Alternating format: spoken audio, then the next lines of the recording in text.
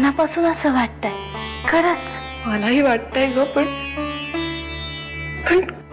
कधी कधी ना मला तितके वाईट विचार येतात ना की नाही नाही, तसे विचारही मनात येऊन द्यायचे नाही। उलट उलट तू याचा विचार कर की आज संध्याकाळी तू तुझ्या बाबांबरोबर गप्पा मारत बसली असशील आणि फक्त तूच नाही, ती सुद्धा तुझ्याशी गप्पा मारत असते। उलट याचा विचार कर तू त्यांच्याशी काय काय बोलणार आहेस ते।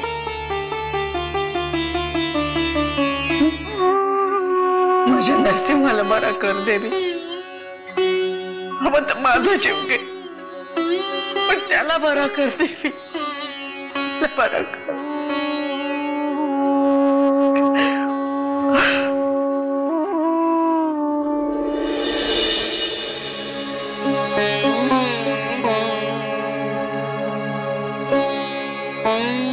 काय रे गण्या, शाळेत का नाही गेलास? इथे घरात काय चाललंय? तू कसं वागतोय? ताई उगाच डोकं नको फिरवा आज माझं। आज आपल्या भाऊजींचं ऑपरेशन आहे। हा आपले नाही, तुझे। ते माझे भाऊजी नाही आहेत। हा कळलं कळलं। मला सांग, शाळेत का नाही गेलास? अगं भाऊजींचं ऑपरेशन आहे ना, माझं पण टेन्शन तुझ्या एवढंच वाढलंय। तुझे म्हणतोय ना ते टेन्शन बिन्शन मला अजिबात आलं नाहीये, कारण माझी खात्री आहे ते नक्की बरे होणार आहे। मला पण माहितीये भाऊजी बरे होऊन येणार आहेत म्हणून।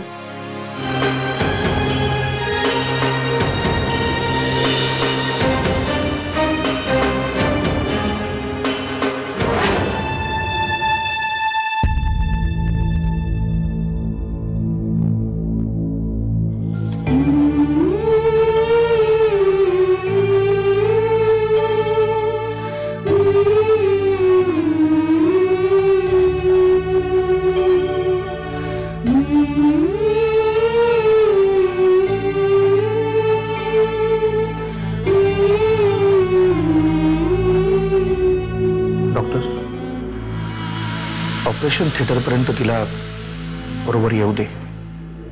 ठीक आहे। माझ्या भाग्याचं, माझ्या सौख्याचं, लीण सोन्याचं माझं कुंकू।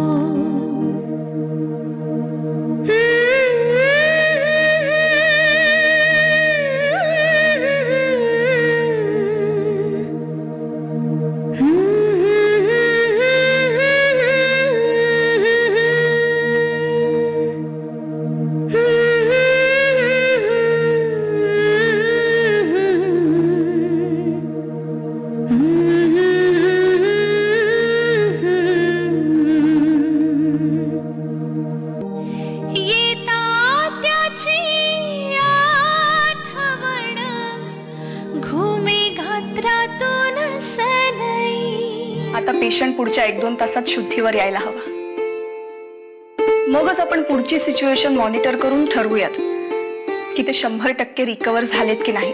होणार ना, नाही कसं तुम्ही केलं म्हणल्यावर आता आता आता सगळं ठीक होईल। मी मामांना तुम्ही सांगून येते। शी जीनियस, खरंच खरंच। मी आताच डॉक्टरांशी बोलले, त्या म्हणाल्या की कळलंय कळलंय, मला सगळं कळलंय, डॉक्टरनी सांगितलंय। खरंच डॉक्टर अनन्या खरंच खूप ग्रेट आहेत, त्यांचे आमच्यावर खरंच खूप उपकार आहेत आणि आता हे सगळ्या महाराष्ट्राला कळायला हवंय। इतके दिवस त्याच्या मरणावर उठला होतास ना, अरे त्याच्या मरणावर उठणाऱ्या सगळ्यांच्या नाकावर टिचून परत येतोय माझा नरसिंह। सावध राहा, अरे तुझ्या पायाखालची जमीनच सरकलीये, कळलं?